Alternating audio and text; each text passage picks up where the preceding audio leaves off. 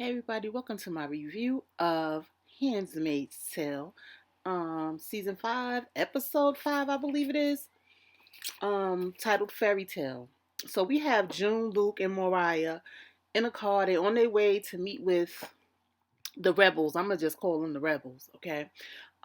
They get there only to find out because they was going there to meet a guardian who had some information for them about their daughter Hannah, but they found out that the guardian got stuck. They call it in no man's land. So anyway, Luke steps up and say he's gonna go over, and June looks at him with pride and was like, she gonna join him. It's the irrational decision for me, okay? Y'all ain't think about y'all daughter that y'all do have there. Who gonna watch the daughter if something happened to both of y'all? Yes, Mariah going. I know Mariah gonna step up, and the other lady, I can't think of her name right now. Anyway, they head out. June is having memories of, when they got caught and taken to Gilead as they walking through the woods or whatever. Then they see a guardian who got hung on a tree and with a note that said rapist. And it's like, what is really going on up in here, up in here? Okay, but anyway, it startles them and they keep moving. So they see the guardian. The guardian was like, raspberry. And they was pausing because he was pointing a gun at them, but they had to say beret. It's like a play on Prince's song, Raspberry Beret. I love that song. Um, he hands them a UBS, and I guess this is something that has information on the schools that Hannah is in. He tells them to follow them. June and Luke was very hesitant to follow them, but they follow him anyway because they wanted more information on Hannah in the school that she's attending. So they end up in this bowling alley with a bar that Jaden takes them to. Jaden explains that the Plums, which Hannah is part of a Plum, they have a school and they're pretty much the princesses of Gilead. But the only problem is they're being trained to be wives. And Luke was like, but she's only 12. And Jaden explains to them that, yeah, she's only 12, but they really, I don't want to say they get passed off, but they're taken to be wives as soon as possible. Okay. Because around 12, 13, 14, young girls get their periods. So that's enough to get them pregnant. But anyway, then they show a random scene with Lily and Mariah, which I didn't really get, but maybe it's a setup for them to have a romantic relationship. But anyway, June and Luca in this bowling alley. They're, bowling and everything, but they're ready to leave. And he was like, it's not safe to leave. Jaden was like, it's not safe to leave during the day. Um, so they playing the bowling. Luke and Jaden is doing the bowling, and Luke decides to sing a song to June. Let's stay together. He sounded really good though. I ain't gonna lie, he sounded really really good.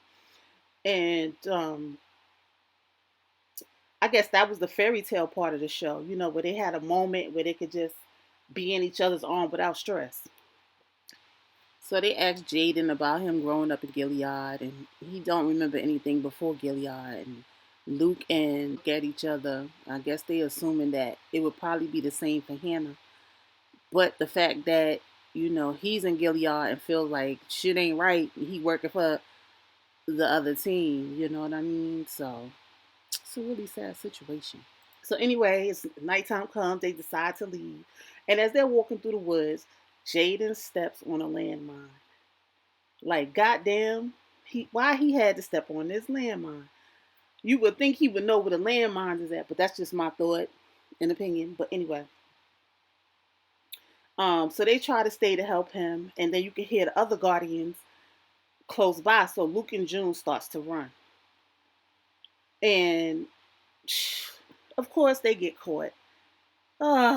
They get caught, and I'm just like, oh my god. I hope when they come back to the next episode, at least June or Luke got away. One of them needs to get away. And I'm going to say Luke so he can go back to the baby. Because he ain't about that life for Gilead. Okay? June is about that life. But anyway, did anyone else in the bowling scene, did anyone else think the beer was poison? I don't know. That's where my mind went with it. And then that's pretty much it on that scene because this whole show was just about June and Luke and Serena. So we move on to Serena, who's in the house of the Wheelers. Um, to be honest, I still think she's being set up. I feel like once she has this baby, they're gonna take that baby away, and maybe she's gonna become a handmaid or a Martha, or who knows what they go. Maybe they'll put her in the colonies. Who knows? And it's crazy because her and her husband is the one that came up with the Gilead system. Now that would be some karma for that ass, right? I also feel like she is getting the sense that she is not as important anymore in the grand scheme of the Gilead process, you know. Um, Miss Wheeler invites some wives over to come gloat over Serena and her belly. And it's to me, I feel like it's wives that can't have babies and they're thinking she's like a miracle to have this baby. I don't know. That was a weird scene. And then Serena's having flashbacks of her and another wife when she was in Gilead, and they was in this place where the kids was behind glass doors where they could go in and pick children. Oh my God, I hope the world never comes to that because that is so frightening and scary. So Serena has a phone call with Commander Joseph and Commander Warren, and they're just trying to see where she's at. They know the debacle that happened that got her out of that place because June turned it up. Okay, got her out of there. Um, so she gets on a call and she says that, instead of the information center being about Gilead, it should be about fertility, a fertility center. Because this will bring more people into Gilead and all this other stuff. Well, Warren wasn't looking like he was happy to hear that. Okay.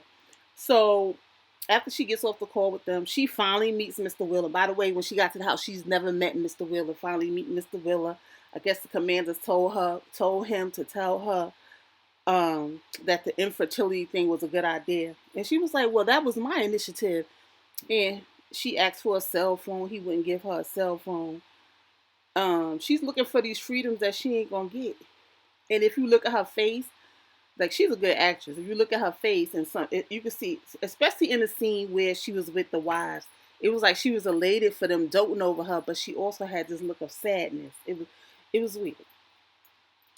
So, and that was pretty much it. They had some people at the gate trying to dote on her, bringing her flowers and stuff, but they wouldn't even let her go out the gate. So I don't know where that's gonna go.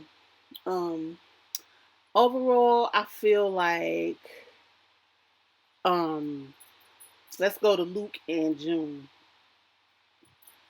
I don't know if they're gonna end up in Gilead, but if they do, I feel like they're gonna come together to try to get her daughter or get their daughter back. How they gonna do that? That's gonna be what we're gonna have to watch out for. I know June gonna come up with some stuff, but what is Luke gonna do? Because Luke ain't about that life. Them people is ruthless in Gilead. And again for Serena, I feel like Serena, once she had that baby, she thinks she ain't important now. Just wait. That's just my predictions. But thanks, guys, for watching. Like, comment, and subscribe. Thanks again to my new subscribers. I really, really appreciate you guys. Come down in the comment section if you have any comments on the review that I did for the show. Thanks again. Peace.